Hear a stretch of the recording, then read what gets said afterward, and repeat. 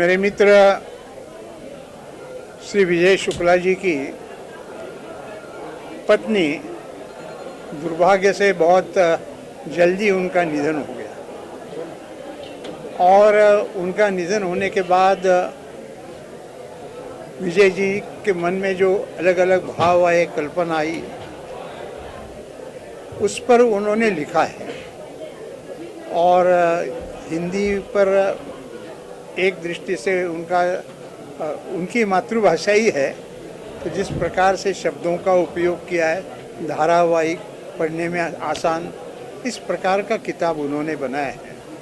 और मैं ऐसा मानता हूँ कि ऐसा किताब समाज में जाना चाहिए। पति हो, पत्नी हो, सब ने पढ़ना चाहिए। और ऐसा पुस्तक लिखने के लिए अभी यहाँ पर पुस्तक प्रकाशन का कार्यक्रम हो गया।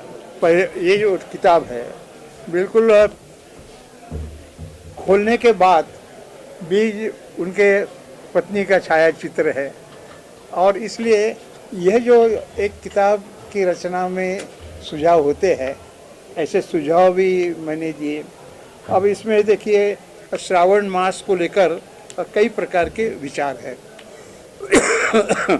तो उसमें मैंने कहा भाई क्रमांक दे दो, 1, 2, 3, 4, क्योंकि संदर्भ जब देते हैं किसी को तो तुरंत एक पेज क्रमांक और ऐसा शीर्षक जो होगा वो बताना लाभदायक होता है।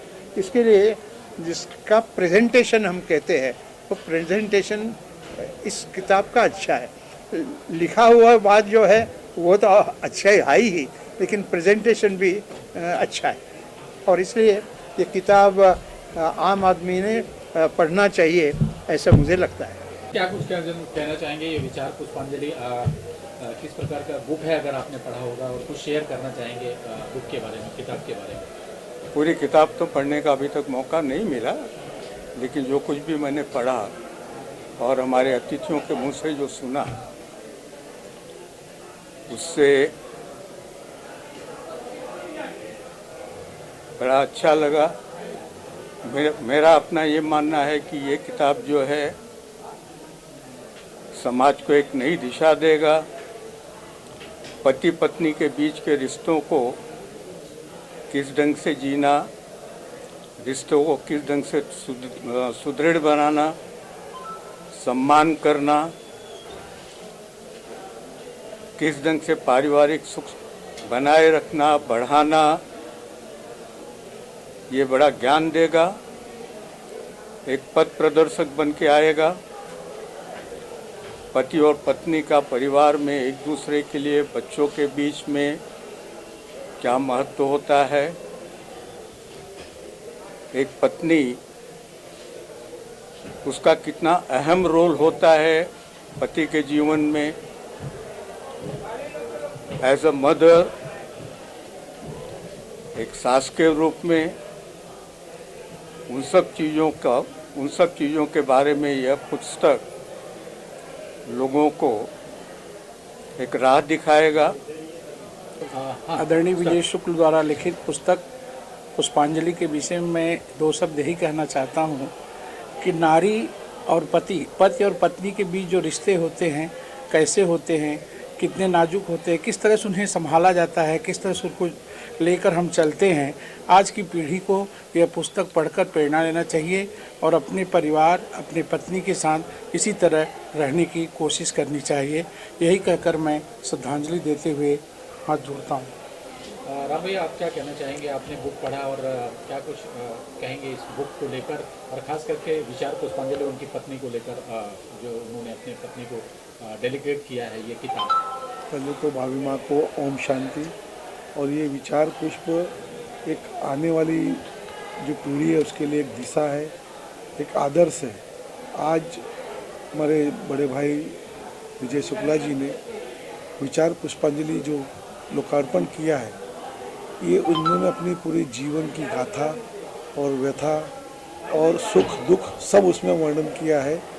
और आज ये एक मिसाल है, एक हमारे समाज में कम से कम ऐसा एक पहली बार मैं देख रहा हूँ।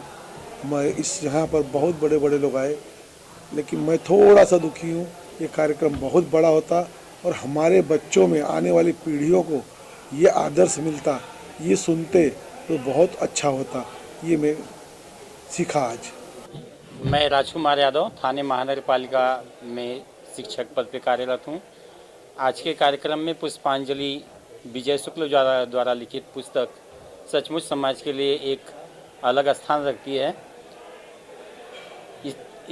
जब पति और पत्नी रथ के दो पहियों के समान होते हैं, यदि एक पहिया उसमें से बिछुड़ता है तो थोड़ी सी तकलीफ केवल मैं यहाँ पे विजय जी को ही नहीं कहूँगा, पूरे समाज को होती है। लेकिन उन्होंने उस भावनाओं को पुस्तक के माध्यम से जो रखा है वह समाज के लिए एक अग्रणी चीज़ है।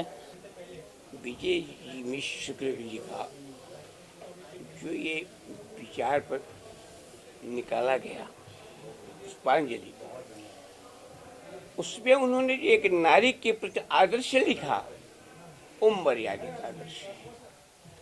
क्योंकि हमारी भारतीय संस्कृति नारी ही एक ऐसी धुरी है जो नर को गलत रास्ते से बचा सकती। पतना तायते सह पत्नी, जो पतन से बचा ले, गिरने से बचा ले, वही नारी।